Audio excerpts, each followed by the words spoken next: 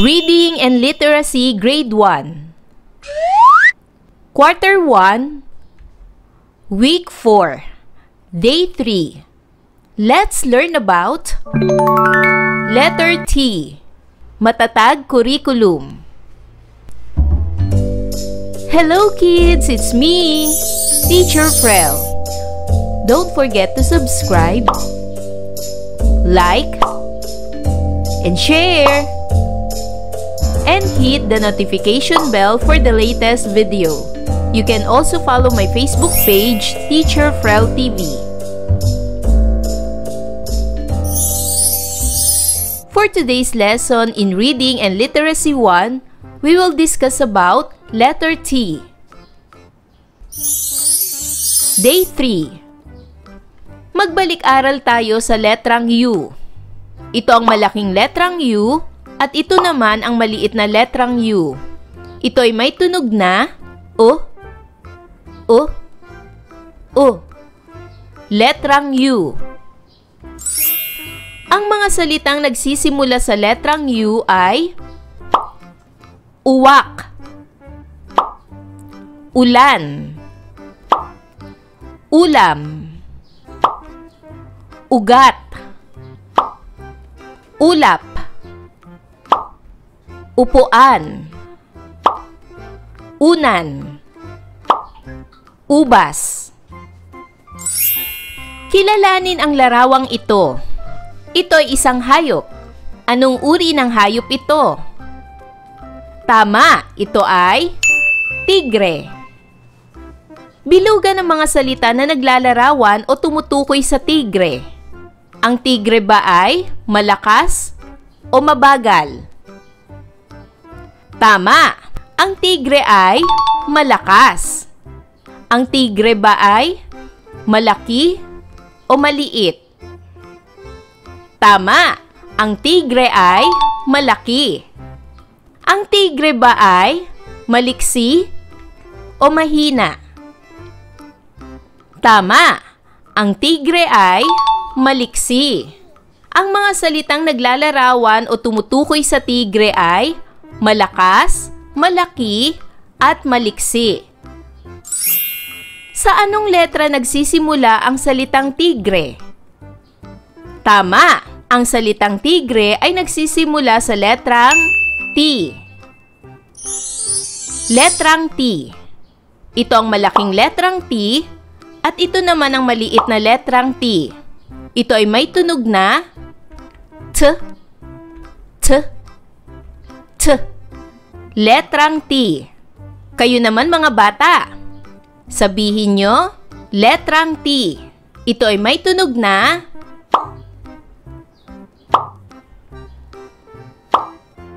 Magaling! Ulitin muli natin mga bata. Letrang T. Ito ay may tunog na T, T, T. Letrang T. Narito ang mga halimbawa ng mga salitang nagsisimula sa tunog na T. Ang larawang ito ay tigre. Ang salitang tigre ay nagsisimula sa letrang T.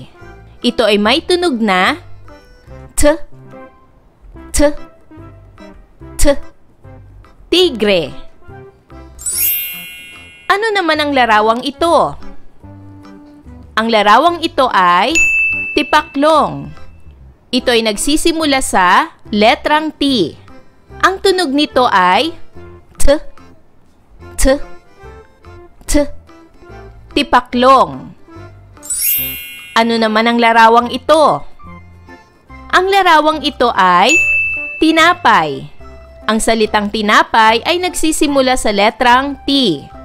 Ito ay may tunog na T, T, T. Tinapay. Ano naman ang larawang ito? Ang larawang ito ay tatay. Ang salitang tatay ay nagsisimula sa letrang T. Ito ay may tunog na T, T, T. Tatay. Ano naman ang larawang ito? Ang larawang ito ay talong. Ang salitang talong ay nagsisimula sa letrang T. Ito ay may tunog na T, T, T, talong. Ano naman ang larawang ito? Ang larawang ito ay tabo. Ang salitang tabo ay nagsisimula sa letrang T. Ito ay may tunog na T, T, T, tabo. Narito ang tamang pagsulat ng malaki at maliit na letrang T. Unahin natin ang malaking letrang T. Sa pagsulat ng malaking letrang T, unahin ang patayong linya. Magsimula sa taas, pababa. At sumunod naman ang pahigang linya. Ito ay nasa itaas ng patayong linya.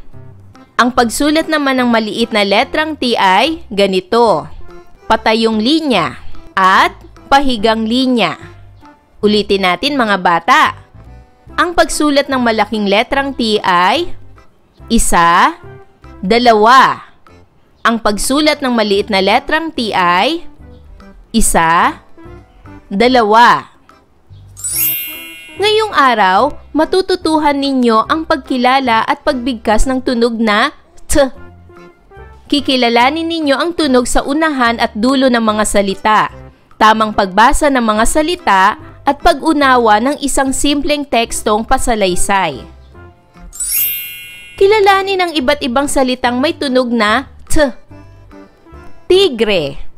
Makikita ang letrang T sa unahan ng salita. Tapang. Ang letrang T ay nasa unahan ng salita.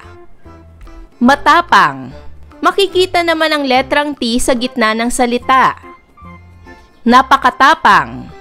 Makikita ang letrang T sa gitna ng salita. Ang salitang tapang, matapang, napakatapang ay tumutukoy sa tigre. Sumunod, insekto. Ang letrang T ay makikita sa gitna ng salita. Liit. Maliit. Pinakamaliit. Ang letrang T ay nasa hulihan ng salita. Ang liit, maliit, pinakamaliit ay tumutukoy sa insekto. Tipaklong. Ang letrang T ay nasa unahan ng salita. Ipit. Ang letrang T naman ay nasa hulihan ng salita. Naipit. Ang letrang T ay nasa hulihan ng salita. Naiipit. Ang letrang T rin ay nasa hulihan ng salita. Tuwa. Ang letrang T ay nasa unahan ng salita. Tuwang-tuwa. Ang letrang T ay nasa unahan at nasa gitna ng salita. Ngayon naman, piliin ang angkop na salita na nasa loob ng kahon upang mabuo ang pangungusap. Ang mga salitang nasa loob ng kahon ay tigre, insekto, tipaklong, takot, matapang. Para sa unang bilang, ang patlang ay isang mabangis na hayop na nakatira sa kagubatan. Piliin ang angkop na salita na nasa loob ng kahon upang mabuo ang pangungusap na ito. Magaling! Ang angkop na salita ay tigre. Ang tigre ay isang mabangis na hayop na nakatira sa kagubatan. Pangalawang bilang, ang mga patlang ay mga maliliit na hayop tulad ng langgam at tutubi. Ano ang angkop na salita para sa pangungusap na ito? Magaling! Ang angkop na salita ay insekto. Ang mga insekto ay mga maliliit na hayop tulad ng langgam at tutubi. Pangatlong bilang, ang karaniwang kulay ng patlang ay berde. Ano ang angkop na salita para sa pangungusap na ito? Magaling! Ang angkop na salita ay tipaklong. Ang karaniwang kulay ng tipaklong ay berde. Pang-apat, ang maliit na hayop ay patlang sa malaking hayop. Ano ang angkop na salita para mabuo ang pangungusap na ito? Magaling! Ang angkop na salita ay takot. Ang maliit na hayop ay takot sa malaking hayop. At panglima, ang tigre ay kilala bilang isang patlang na hayop. Ano ang tamang salita para sa pangungusap na ito? Magaling! Ang tamang salita ay matapang. Ang tigre ay kilala bilang isang matapang na hayop. Ngayon naman, basahin natin ang isang pabula. Ang pamagat ng pabula ay Ang Takot na Tigre. Sa malayong kagubatan, may batang tigre na ang pangalan ay Ted. Si Ted ay takot sa lahat, sa mga puno, hangin, at kahit sa maliliit na insekto.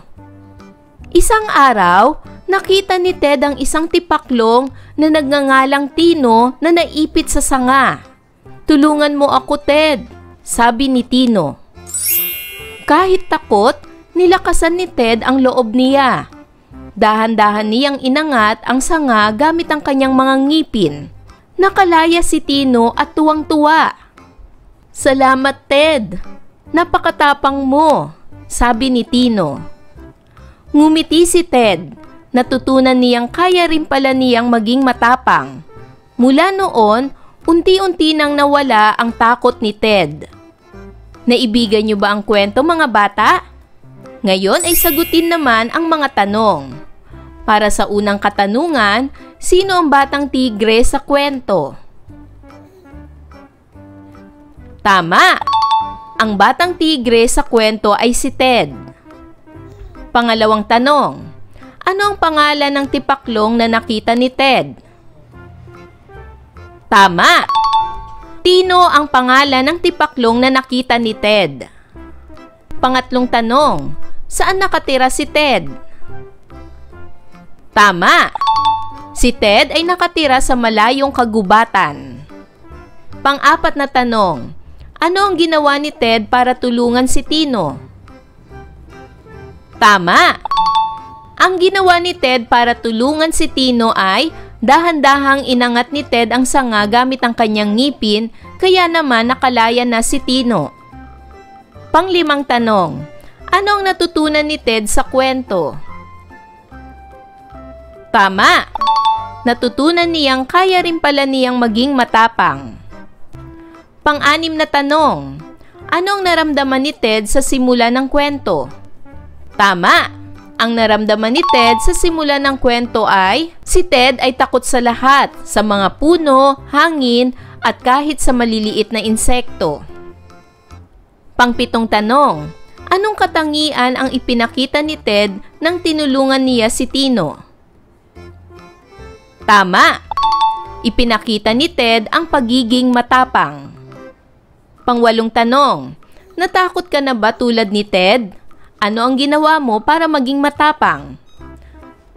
At para sa pang-siyam na katanungan, nakatulong ka na ba sa isang kaibigan tulad ng ginawa ni Ted kay Tino? Ikwento mo. Pag-aralan natin ang mga salitang may tunog na t sa unahan at hulihan ng salita. Tigre. Pantigin natin ang salitang tigre. Tigre.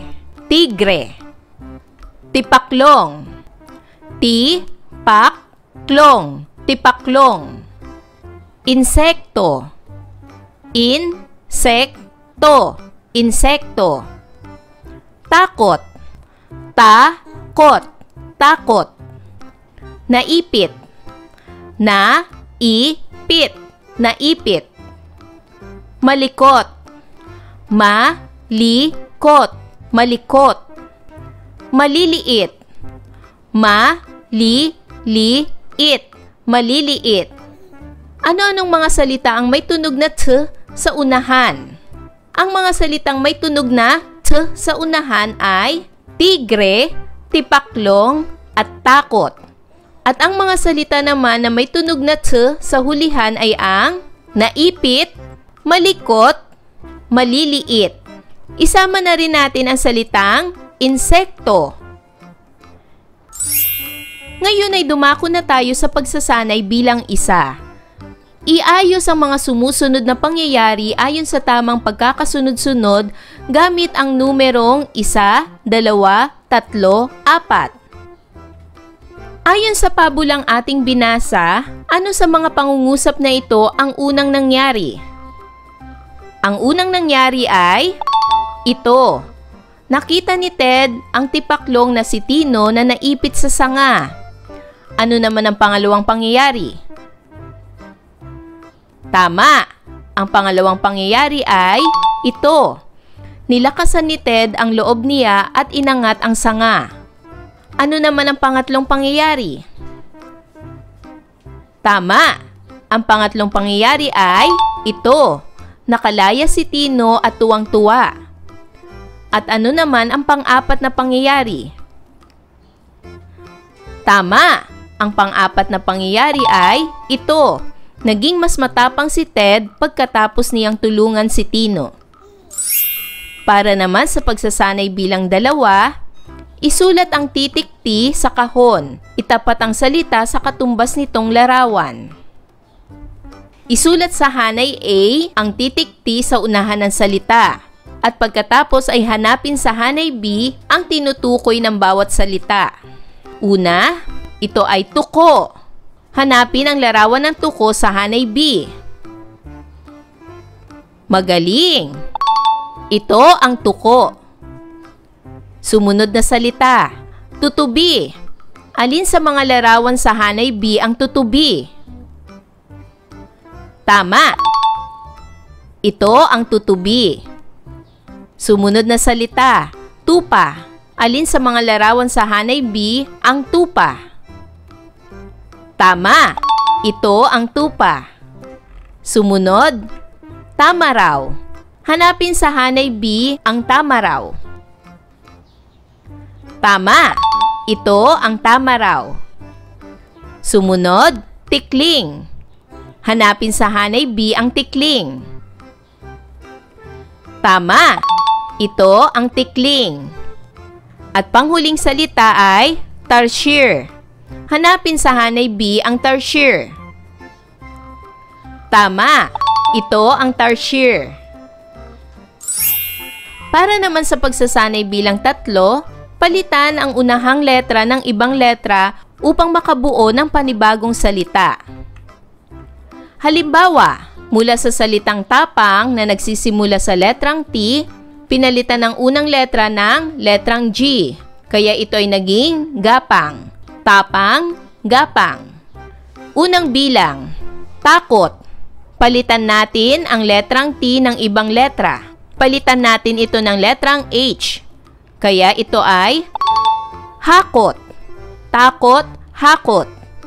Pangalawang bilang, talim. Palitan naman natin ito ng letrang L. Lalim. Mula sa talim, ang panibagong salita ay lalim. Pangatlo, tanda. Palitan naman natin ito ng letrang H. Handa. Mula sa salitang tanda, ang bagong salita ay handa. Pang-apat, takip. Palitan naman natin ito ng letrang L. Mula sa salitang takip, ito ngayon ay lakip. At pang-5, tapat. Palitan natin ito ng letrang S. Sapat. Mula sa tapat, ito ay naging sapat. Ayan mga bata, naunawaan nyo ba ang ating aralin sa araw na ito? Kung ganon, magaling! Mga bata, sana'y marami kayo natutunan sa ating aralin. Hanggang sa susunod na video lesson, paalam! Thanks for watching!